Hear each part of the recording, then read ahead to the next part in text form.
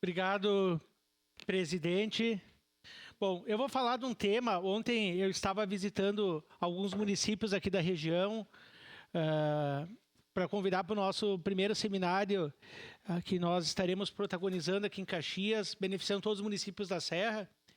E paralelamente a isso, estava acontecendo à tarde uma reunião sobre a questão do pagamento do Manha Bosco, né? E a Câmara estava mobilizada, vários vereadores provavelmente estiveram presentes.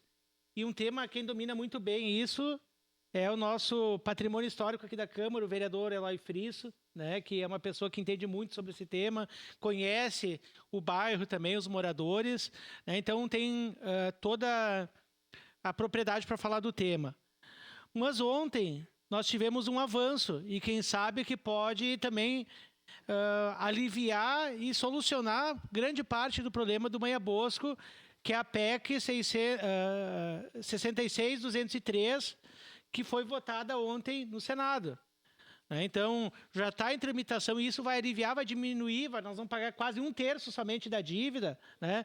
Por isso que desde o início, colegas vereadores e vereadoras, e eu falei que a nossa bancada do PDT, falei isso em reunião, a gente não estava contente com o formato que estava se propondo, né? E vindo para a gente ter que votar com pressa, né? Como tu vai votar um valor desse faraônico com muita pressa, assim, não, vamos protocolar na Câmara, já vamos aprovar e tal. E se a gente tivesse aprovado essa semana em regime de urgência?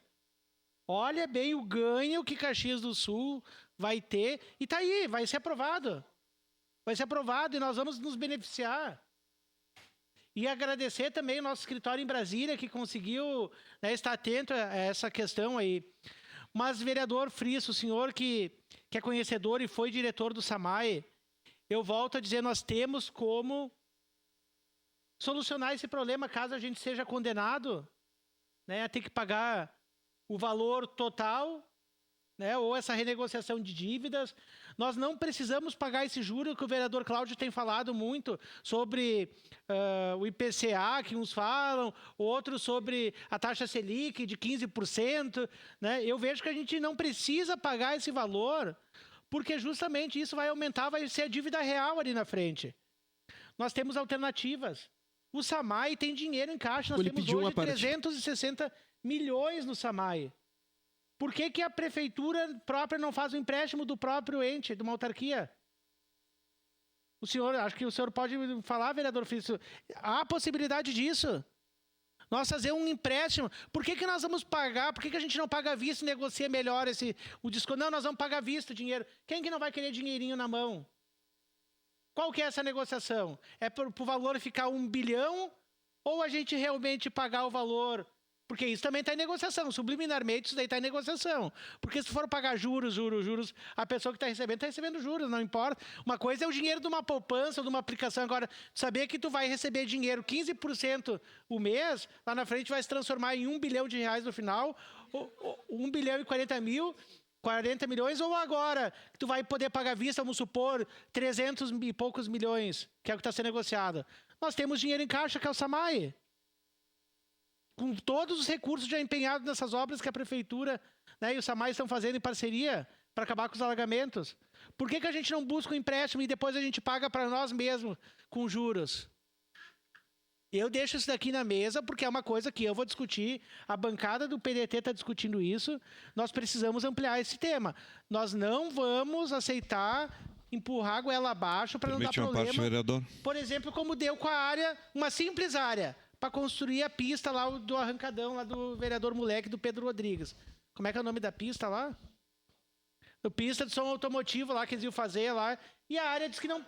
Parque automotivo, diz que a área não é boa. Compraram, gastaram, agora vai ser o parque de rodeios. Que bom! Mas compraram uma coisa, depois viram que a área não prestava. Então, só que agora nós estamos negociando o futuro de Caxias. E que bom que nós chegamos no momento que a gente pode discutir. Mas nada além que o debate e o tempo. Entre a semeadura e a colheita existe uma coisa no meio, que é o tempo. E para isso a gente precisa ter paciência. Porque tu pode colher e pode apodrecer logo, ou tu pode colher e saborear. Nós queremos saborear uma vitória para Caxias do Sul que não comprometa o nosso futuro. Essa parte, vereador. Vereador Rafael, esse assunto, de fato, Ele é um assunto polêmico, tá? Tem visões as mais distintas, né, com relação a esse acordo, né, o acordo judicial. Como esse acordo ele ainda tem que ser, em tese, homologado pelo Supremo, né, eu acho que corretamente o prefeito não tem avançado, né, no sentido do encaminhamento futuro, após eventualmente se fechar um acordo. Tá? É importante a gente ter presente que, em qualquer hipótese, o município já tem um compromisso fechado de 262 milhões, se eu não me engano. 270 milhões. Tá? Isso é transitado em julgado, então entra ali, nem que seja no precatório, mas entra ali. Essa diferença entre o valor que está sendo negociado e o valor do valor já transitado em julgado é que é a questão mais polêmica. Né? Mas eu diria que, tão logo esse assunto vier para a Câmara, os vereadores já tiveram acesso e o presidente Lucas já disponibilizou todo o processo administrativo, né, e a possibilidade do acordo. Eu acho que a gente tem que ir com muita calma. Eu também concordo com a senhoria. Não é se correr o bicho pega, se ficar o bicho come. Né? Tem tempo, né? Tem tempo para se analisar com responsabilidade. E a minha maior preocupação que eu quero colocar para o senhor aqui é sempre: tudo bem, a prefeitura pode fechar um acordo. A minha preocupação é saber o seguinte: e o que nós vamos fazer com os moradores depois? Né? Então, essa é a minha maior preocupação. Nós temos 500 famílias lá. 500 famílias. Mesmo que fosse na hipótese de que o Supremo suprimisse uma parte da dívida da prefeitura, uma parte da dívida da prefeitura, né? O restante ficaria sob a responsabilidade dos moradores, né? Que a condenação ela é solidária até agora, tanto da prefeitura quanto dos moradores. Bom, aí algumas pessoas vão me dizer: bom, pode os moradores ficar devendo 1 bilhão, mas isso é uma dívida podre, porque eles vão ter muita dificuldade para cobrar. Muita dificuldade para cobrar. E não pode mais entrar de novo com uma ação de reintegração, tá? Porque isso já foi definido lá atrás, é uma ação indenizatória. Então, eu acho que a Vossa Senhoria está certo, acho que a gente não tem que fugir dessa discussão. Nós temos que clarear isso tudo, né? E, mais importante ainda, tem que clarear a sociedade como um todo, que é quem vai pagar os equívocos, os erros, as burradas feitas anteriormente por prefeitos e pela nossa procuradoria. Não estou falando dos atuais procuradores que estão aí, que estão fazendo até alguns milagres, tá? Do ponto de vista de conseguir levar isso para o Supremo. Mas lá atrás, ainda vamos escrever sobre essa história desses 50 anos, desse processo do caso Manhã Bosco. E eu acompanho esse caso há 50 anos, desde que a primeira família ocupou aquele espaço lá, quando a área pertencia ao município de Caxias do Sul. Depois foi doada à universidade, a universidade doou, reverteu em favor do município. Quando a família fez o acordo, já tinha mais de 300 famílias lá em cima.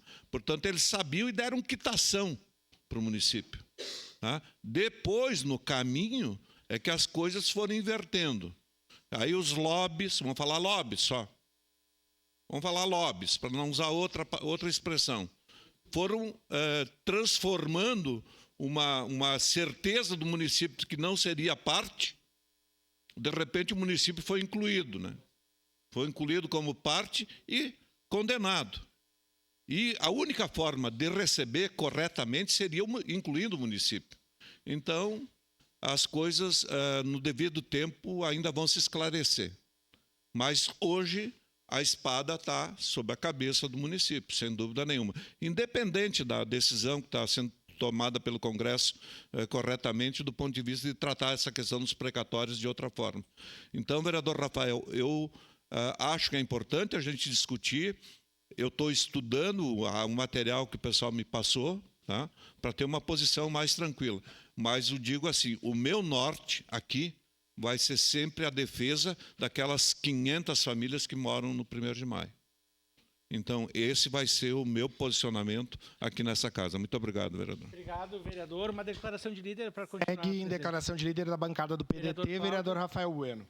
Obrigado, vereador Rafael. Eu fico muito feliz da postura do senhor. Que, bom, primeiro que é o tema mais complexo que nós enfrentaremos nessa legislatura, possivelmente, e a gente tem uma diferença de cálculo significativa, né? Primeiro porque a gente tem uma taxa que ela é variável e que não depende da minha vontade nem da vontade do senhor, depende do Copom, e o Copom, infelizmente, não tem servido ao povo brasileiro como deveria servir no último período. A segunda questão, vereador Rafael, é que se nós tivermos uma manutenção numa taxa Selic na casa dos 15%, aplicando ao nosso débito de 440 milhões, a gente começaria a pagar o débito, e aqui o débito efetivo, né? Quanto nós estaríamos tomando de dívida, somente na 61ª parcela, vereador Rafael. Anteriormente, nós só estaríamos pagando juros. Então, essa alteração promovida pela PEC 66 vai livrar o município de um débito de quase 410 milhões. A nossa dívida, realizando parcelamento nos mesmos 132 parcelas, substituindo a Selic pelo IPCA, a gente diminuiria a nossa dívida de 1 bilhão e 41 milhões para 635 milhões de reais. Ontem a nossa bancada apresentou uma alternativa para o vice-prefeito Nespolo e para o secretário de Gestão e Finanças, e eu fiquei muito feliz de eles virem até essa casa nos escutarem. Ontem nós ficamos aqui 2-3 horas apresentando alternativas, esclarecendo dúvidas. Eu tenho algumas divergências, obviamente, quanto ao modelo de condução. Se a proposta fosse aquela, votaria de forma contrária. Mas, mais do que isso, a gente tem que ser responsável e debater para apresentar alternativas. Eu sei que é um acordo, eu sei que não depende só de uma parte, mas, mais do que isso, nós precisamos apresentar as alternativas para que possa ter uma saída que seja produtiva para os munícipes, para o município e também, infelizmente, aqui, para o fundo credor. Porque nós não temos o que fazer, nós temos que buscar uma alternativa. E eu queria promover um destaque aqui das 2 procuradoras de carreira que ficaram encarregadas pela realização dos estudos para que houvesse a possibilidade de um recurso extraordinário chegar no STF. É a mesma coisa nós, vereadores, aqui nós aparecemos, nós fazemos os discursos, mas a nossa assessoria tem função estratégica para desenvolver os nossos mandatos e tenho certeza que os servidores de carreira tiveram função estratégica para que nós conseguíssemos chegar ao recurso extraordinário no Supremo Tribunal Federal. Queria destacar a atuação da procuradora Renata, que foi quem venceu, advogando pelo município, o problema que eu tinha advertido aqui, que era a situação da Visat, vereador Rafael. O senhor imagina nós ter mais 100 milhões de débito, e foi ela quem advogou pelo município e conseguiu vencer. E a procuradora Bárbara, que é uma amiga minha, foi minha colega do mestrado, e estudou muito sobre o tema, a procuradora Juliana. Então, parabéns aos procuradores, doutora Ana, que também se dedicou ao caso, mas em especial a Renata e a Bárbara, que estiveram aqui. E mais do que isso, tem uma exposição significativa. Eu e o senhor escolhemos ter exposição, escolhemos o exercício da vereança. Agora, os procuradores não. Eles escolheram ser procuradores de carreira e tem que ficar dando explicação para toda a sociedade ao complexo. Eles atuam quase que politicamente mais do que técnico, então parabenizar a Procuradoria. Obrigado. Obrigado, vereador Cláudio. Parabenizar essas servidoras, realmente, né, além do... não somente porque elas recebem para isso, mas fazem, né, um belo trabalho e estão fazendo por merecer, né, o cargo. São exemplos para os demais, né? Não somente por isso, mas a servidora, como é que é o nome dela? A Renata, sobre a questão da Visat, que era um caso perdido, a gente já dava como perdido, né? Então conseguiu reverter. Mas eu quero falar, eu citei o nome do senhor e do Frisso, porque naquela reunião que nós tivemos com todos os vereadores, foi na sexta passada, né? O que fez eu repensar foi as falas, o vereador Frisso não estava, por causa que está com o irmão com problema de saúde, mas o senhor estava e fez várias ponderações. Eu acho que não é levantar da mesa e depois a gente resolver em outras reuniões paralelas ou tirar dúvidas. É um tema que eu não domino, a questão do direito. Né? Como é que eu vou ler 100.000 páginas com decisões, com sei lá o que a gente não entende? Então a gente tem que, vereador Edson, é o que nem o senhor falou, né? É escutar quem entende, escutar as partes que entendem, porque é o futuro de... Amanhã eu sou prefeito, vai sobrar para mim esse pepino. Né? Então eu tenho que saber o que eu estou votando, porque para quando eu assumir eu já quero saber tudo direitinho. Né? Então... Porque a gente tem que investir em saúde, a gente vai ter que investir em educação, então a gente tem que saber o que a gente está votando agora para não comprometer ali na frente, o futuro. Então, colegas vereadores e vereadoras, eu acho que esse tema tem que ter muita tranquilidade. Nós temos pessoas que entendem muito bem da história, que é o caso do vereador Frisso, mas nós temos procuradores que entendem também da questão do direito, colegas vereadores são formados do direito, mas nós temos que entender também essa preocupação dos moradores que estão lá e que devem pagar depois, porque hoje não pagam imposto sobre a área, não pagam taxa de lixo, todas as coisas mais que toda a população fala, e que depois tem que voltar a contribuir, regularizar a sua moradia se querem, ou se não, né, entregar depois o procedimento. Mas eu volto a falar, se nós tiver que pagar 1 centavo, que a gente não fique pagando essa forma exorbitante aí de juros que está sendo posta, porque a gente tem alternativas. Nós temos 360 milhões do SAMAI, vereador Frisso, e é uma saída de a gente fazer um empréstimo de nós para nós mesmos e liquidar a dívida à vista, não precisar pagar juro. E depois a gente vai pagando para o SAMAI. Então, existem alternativas e eu coloco essa alternativa e vou propor isso.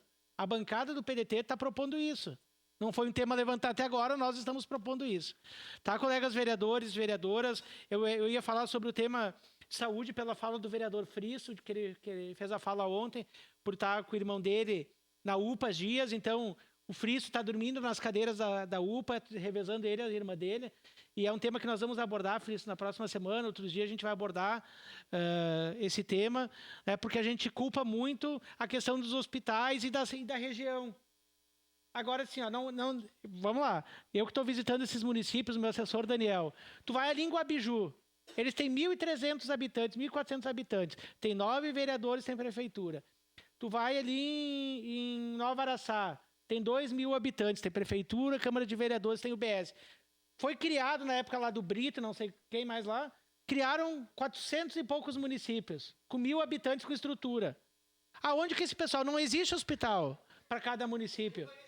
Eles vêm para onde? Para as grandes cidades. Então não é culpa também desses municípios que eles vêm para a nossa cidade. E a gente também não pode culpar esses municípios, né?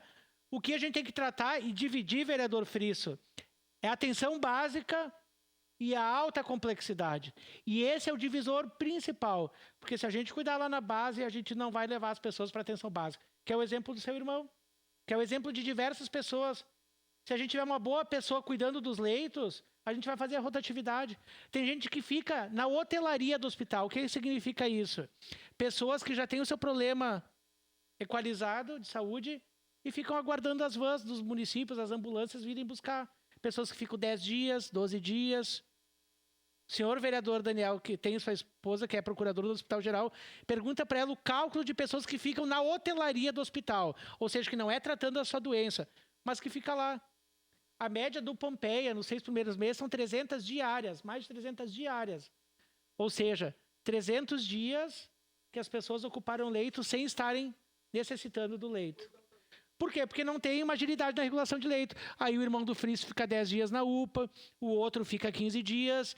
A doença vai aumentando, porque a UPA tem o pronto atendimento, mas não tem todos os equipamentos necessários para intervenção no problema, as habilitações, né? Então eles fazem tratamento ali pontual e a doença vai aumentando. Mas esse tema nós vamos tratar com profundidade, Frisso, porque se não mexer isso no coração do problema, está cada vez mais desgastando e nós estamos colapsando. Então uma coisa é culpar, e agora que nós vamos fazer esse seminário, presidente, nós vamos ter a oportunidade de convidar o ministro da Saúde, convidar os municípios para fazer parte, mas a gente indo nos municípios, vereador Edson, vereadores que estão indo nos municípios. Como é que os municípios de 2.000 habitantes vão ter um hospital do porte do Pompeia? Não tem que vir para Caxias. E aí a gente tem que mudar aqui a nossa história. Nós temos que fazer a nossa tarefa de casa. Obrigado, colegas vereadores e vereadoras. Obrigado, vereador Rafael Bueno. Encerrado o grande expediente.